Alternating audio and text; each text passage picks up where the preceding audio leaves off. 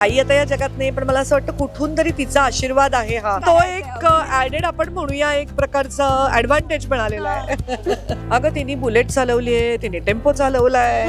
त्यांना अशा एकदम नेगेटिव्ह शेड मध्ये बघणं म्हणजे आमच्यासाठी पण एक सरप्राईजच होतं. सुरू झाल्यापासून त्या 1 महिन्यामध्ये कृष्णांच्या व्यतिरिक्त निवेदिता सराफ म्हणून सेटवरती काय काय छान छान बनवलं. नमस्कार, मी मधुरा शिदे आणि कलाकृती मीडिया तुम्हा सगळ्यांचं मनापासून स्वागत आहे. झी मराठीवर लवकरच आपल्या भेटीला येत आहे नवी कोरी मालिका कृष्णांच्या लेकी, आणि त्यानिमित्ताने आज आम्ही इथे छान कृष्णा नदीच्या काठी आलेलो आहोत. मागे छान मंदिर आहे आणि माझ्याबरोबर आहेत या मालिकेमधल्या कृष्णाई अर्थात तुमच्या सगळ्यांच्या लाडक्या गोड अभिनेत्री निवेदिता ताई.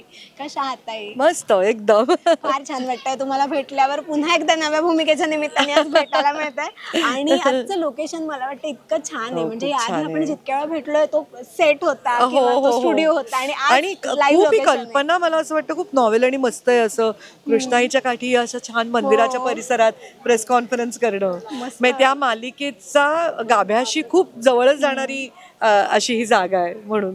खरंच. आणि ताई खूप खूप अभिनंदन, कारण का पुन्हा एकदा झी मराठीवरती आलेला आहात, पुन्हा एक नवी मालिका.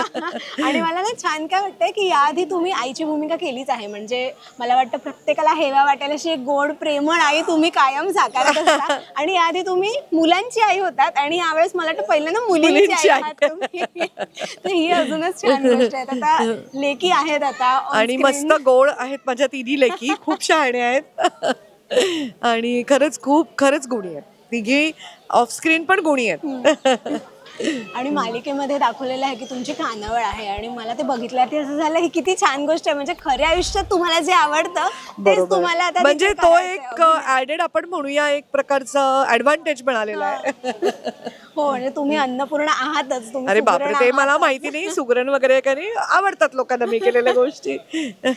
शूट चालू झालेलं आहे आता. शूट चालू झालंय आणि मस्त इथे आम्ही साताऱ्यातही शूट केलं आधी, नंतर आता ठाण्यात सेट लावलाय. आमचे प्रोड्युसर्स आहेत ओशन फिल्म्सचे तिघही प्रोड्युसर्स, 3 यंग मुलं आहेत आमची. सुबोध खानोलकर, ओमकार काटे, आणखीन सुजय हंडे. हे तिघही इतक्या स्ट्रॉंगली असे उभे राहिलेले आहेत आणि त्यांची ही मालिका आहे. खूप छान सेट्स लावलेत ठाण्यामध्ये. आणि आमचा जो तेजस घाटगे जो आमचा लेखक आहे तो ह्याच प्रांतातला आहे, त्याच्यामुळे त्यांनी खूप उत्तम लिहिलंय स्क्रिप्ट. आणि अनिकेत साने आमचा दिग्दर्शक आहे, तो इतका डेफिनेट आहे, त्याला माहितीये काय हवंय, कसं जायचंय. त्यामुळे आणि बाकी सगळी छान टीम, तसं उत्तम सगळं जुळून आलंय असं मी म्हणेन. क्या बात आहे. आणि ताई मला ना एक गोष्ट इतकी छान वाटते की तुम्ही तुमच्या तरुणपणी ज्यावेळेस तुम्ही नायिका साकारल्यात तो काळ तुम्ही गाजवलाय, आणि आता काळ हळूहळू बदलत गेलाय, नवीन नवीन कलाकार आलेत. मग मला छान गोष्ट ही वाटते की तुम्ही तिथेच आहात आणि तुमच्याबरोबर प्रत्येक पिढीतले कलाकार काम करतात. अरे वा, ह्यासाठी मी खूप भाग्यवान आहे. मी परमेश्वराची भाग्यवान आहे, माझे गुरु अक्कलकोट स्वामी महाराज त्यांची भाग्यवान आहे, आणि माझी आई. कारण आई आता या जगात नाही, पण मला असं वाटतं कुठून तरी तिचा आशीर्वाद आहे हा, की मला इतक्या चांगल्या चांगल्या भूमिका करायला मिळत आहेत.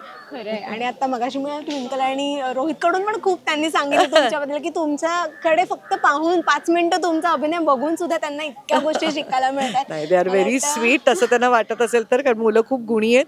ट्विंकलचा हा पहिलाच शो आहे, पण मी नक्की आमच्या गौरीबद्दल सांगेन की ती ना उभी राहते धडाडीनी मुलगी अगदी. आणि तो जो रॉनेस आहे ना, कुठेतरी मला अर्चीची आठवण येते तिच्याकडे बघून. अर्ची कशी त्या रॉनेस मधनं अशी आली ना, रांगडी होती कशा, तसं हिच्या बाबतीत होणार आहे.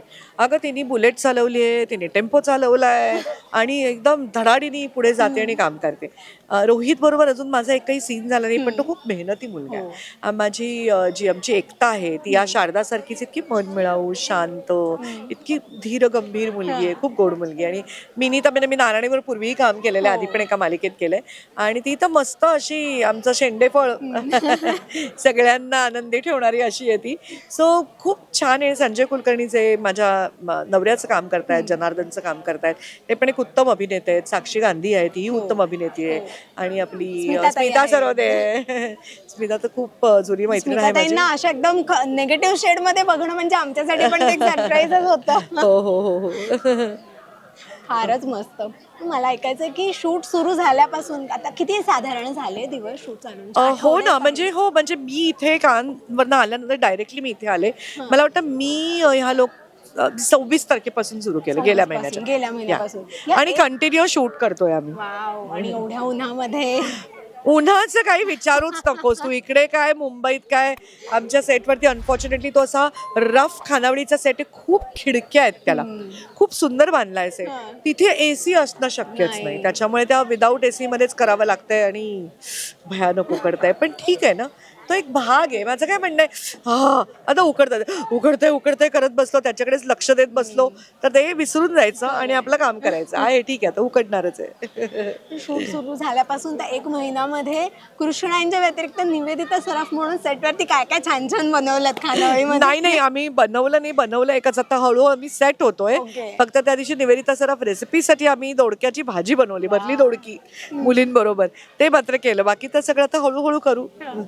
क्या बात आहे. आणि तुम्ही आता कान्सचा उल्लेख केला तर मला त्यासाठी सुद्धा तुमचं अभिनंदन करायचं आहे, कारण इतका मोठा तो प्लॅटफॉर्म आहे आणि तिथे तुम्हाला आम्हाला बघायला मिळालं आणि तुमचं ते सगळं घडलं अभिजात मराठीमुळे. त्यामुळे अभिजात मराठीचे आम्ही खूप आभारी आहोत. आणि तो अनुभव कसा होता? खूपच अप्रतिम होता. तसं 2 शब्दात सांगण्यासारखं आपण एक इंटरव्ह्यू करू त्याच्यासाठी.